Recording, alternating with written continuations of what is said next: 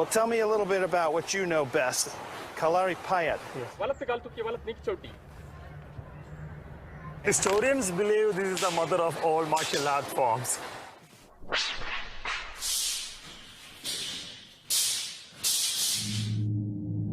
Kalari was practiced by Buddhist monks and Hindu saints as a means of protection. In the 6th century, an Indian monk introduced this ancient art form to the Shaolin Temple in China. That, many believe, was the birth of Kung Fu. And just like Kung Fu, Kalari takes its movement from the animals.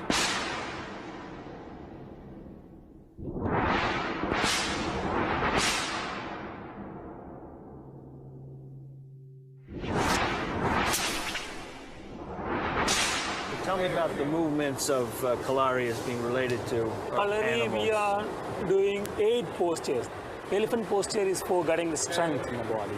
There is some special measurement for that, and go and stay like that.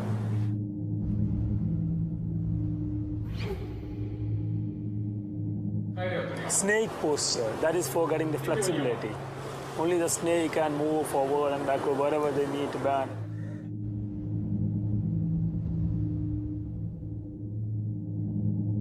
What about the leaping? One we are adopted from the fish and also from the cat.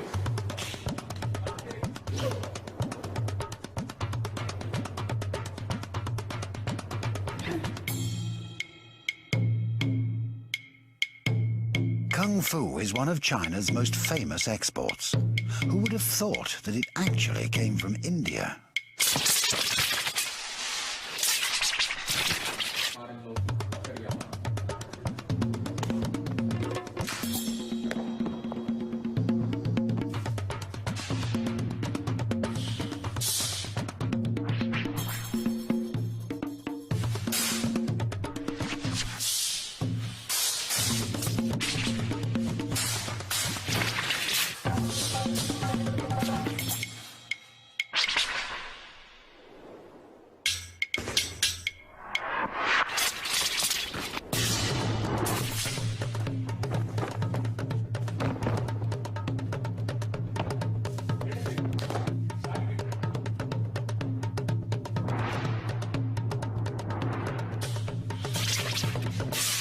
But cultural exchange was not limited to martial arts.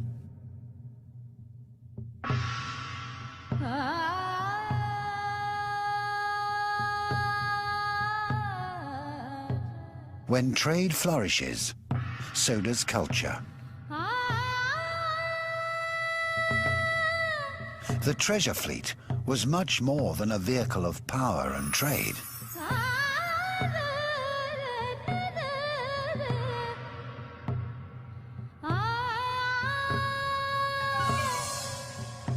They brought worlds together on an entirely new scale.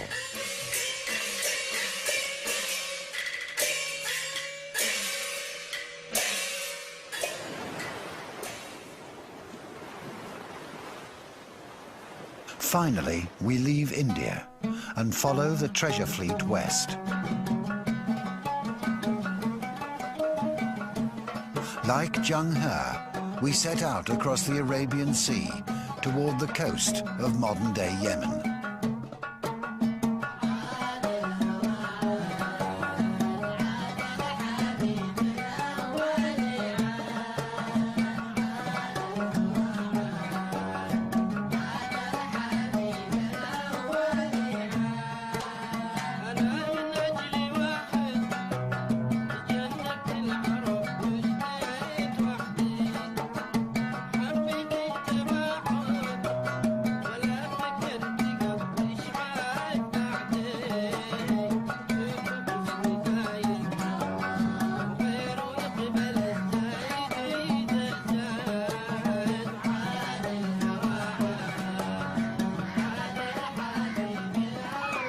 Southern Yemen on the Red Sea, and to my right up north is Mecca, and to my left down south is Africa. There was a lot of trade going on here between Arabs and Africans and Indians, as well as the Chinese, when Zheng He arrived 600 years ago. The interesting thing about this Yemen coastline is this mix of cultures. You got a mosque over there, and you got an African village behind me, and that's just the way it was, even back in Zheng He's day. If the treasure fleet was after exotic goods, this was one of the best places to find them, and still is today. We're in Hodeida, the biggest fishing port on the Red Sea. Sharks everywhere. I've seen the one in Tsukiji, and it doesn't even come near comparing in size, at least for the sharks. They're tossing tons of sharks out of the boats. The big ones can't even be lifted by one person. We've seen all kinds, from hammerheads to threshers. You can't help but feel a little sorry for the sharks, especially when you're watching them getting their fins cut off. And obviously the fins are what the Chinese are interested in, and all of that will be heading to China for shark fin soup.